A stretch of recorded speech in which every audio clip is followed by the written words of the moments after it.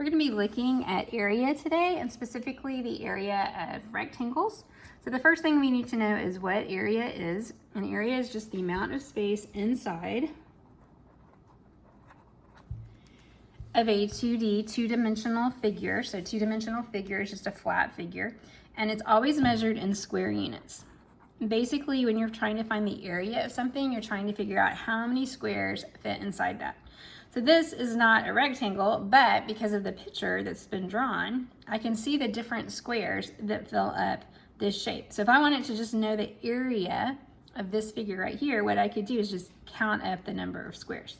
So I have 1, 2, 3, 4, 5 here, 6, 7, 8, 9, 10, 11, 12, 13, 14. So I could say that the area of this piece right here is 14, and because it's being measured in squares, I indicate that in the measurements by saying square, or SQ, or I could spell out the whole word, square units, since I don't know if it's inches or yards or anything like that. Or the other way to write this, kind of the shortcut, if you don't want to use a SQ, is to also just use the measurement. In this case, it's units. And then you put a little t at the top, and that means square also. So area, again, is the number of square units that fill the inside of an object. All right, so this was not too hard because I could just count them up. But when I get to if I look at the bottom here, if I see what's coming, I can see that that's not always going to be the case. I can't always have a figure on a graph that tells me how many squares there are. And so there has to be another way to do that. Well, fortunately with rectangles, okay, it's really easy because it's already kind of, the edges are straight.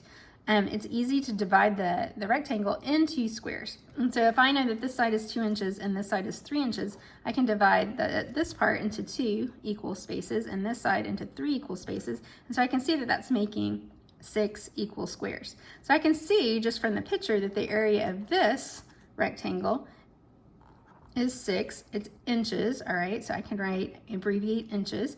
I can write inches with that little t. That means square inches. It shows me that I'm finding the area. Or I can write it with the abbreviation square inches like that. So again, this one's not too hard because I can check my work by just counting up the number of squares, but I'm not always going to be able to do that. So there is a rule for how you find the area when you're looking at squares and rectangles, and that's by multiplying the length times the width. So I can see that the length of this rectangle was 3 and the width of this rectangle was 2, and that just made it easy to divide into squares. I can see that I count these up and I get 6, but also if I multiply 2 times 3, I also get 6. Here's a little abbreviation for the formula. Area is equal to the length times the width. And that's what I'm going to be using as long as the shape is a rectangle or square. A square is just a special type of rectangle, so it works for squares as well as rectangles. This figure right here, it doesn't tell me this side over here, but because of this mark, we call this a hash mark, because it has a hash mark here and here, it's telling me that this side is the same as this side. These are the same length. So if this side is 7, this side is 7. Because it's all the way around, then I know that this is a square because all of these sides are the same. Since I'm finding area, I only need to know the length and the width. So that tells me that I'm going to multiply 7 times 7 to find the area. Remember, I can use the dot for multiply. So 7 times 7 is 49. And then don't forget to label your answer. So a 7 times a 7 is 49, and this is going to be measured in square centimeters. The area of this square is 49 square centimeters, or you can write out the word square if you want to. In the next rectangle, I have a length and a width of 6 and 4. So again, if I'm finding area, I'm just going to multiply those two numbers together. It really doesn't matter which one you call the length and which one's the width. You're just going to end up multiplying them anyway. So 6 times 4 is 24. And then this is being measured in centimeters, so I can write centimeters with the little 2. I can abbreviate the word square and use it that way as well. In the bottom two figures, I don't have squares or rectangles. And so that's where this hint comes in handy. It says in irregular shapes, break the figure into smaller rectangles. So I can't find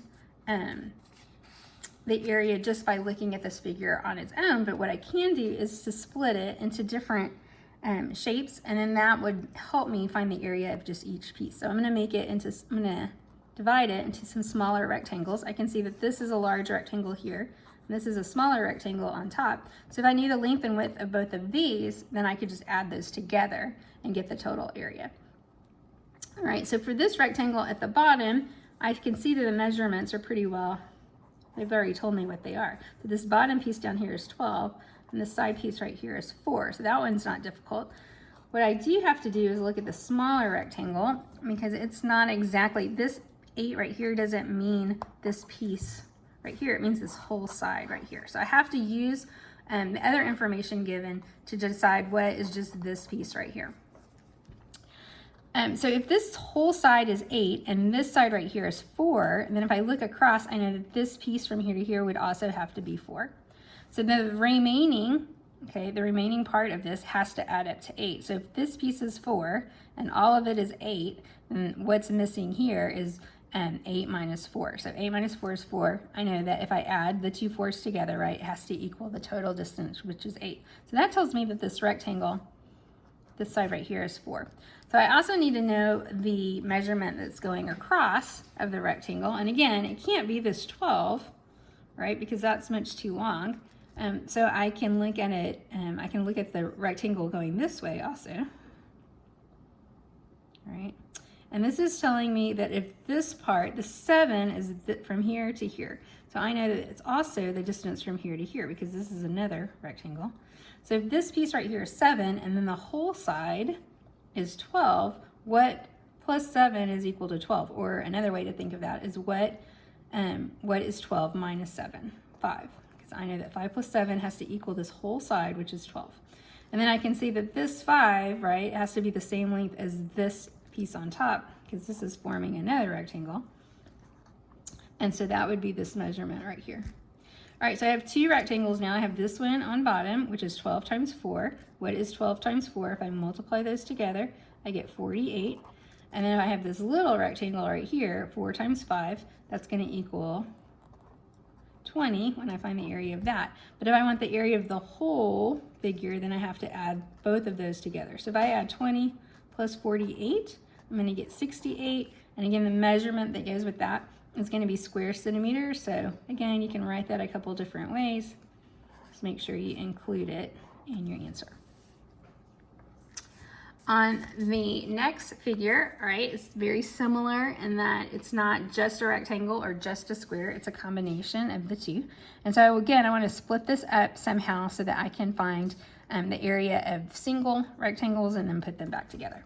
So if I just draw a line across here, I can see that this top rectangle has a measurement of 20 by 5. All right, so I can find the area of that one pretty easy. What I don't know is that this part right here is 16, but this whole thing is 30. So that's not, okay, this bottom rectangle that I'm doing right here, this piece right here, is not a total of 30 because I've used part of it right here. So what I have to do is break this apart, right? This 30 is for the whole side. I know that how much of it is being used up here. Well, 5 if I go across. So that tells me that 5 plus something has to equal 30. So what plus 5 is 30, or what is 30 minus 5? 25. Because I know together these two pieces form a length of 30. And since I'm just finding the area of this rectangle right here, I just want this side right here that matches up. So this side is 25 as well. So I'm going to do 25 times 16. The 16 is only this bottom piece, so I don't have to do anything to find it. All right, so those are my two rectangles. I'm going to find the area of each one and then add those together. So if I do the first one, 20 times 5, if you don't know what that is, you're multiplying it over to the side. 0, 5 times 2 is 10, so 100. And then I do the same thing with 25 and 16. So if I multiply these two together, 5 times 6 is 30, 6 times 2 is 12, plus 3 is 15. Start with a 0, 1 times 5 is 5, 1 times 2 is 2, then add those up. That's 0, 10, 400.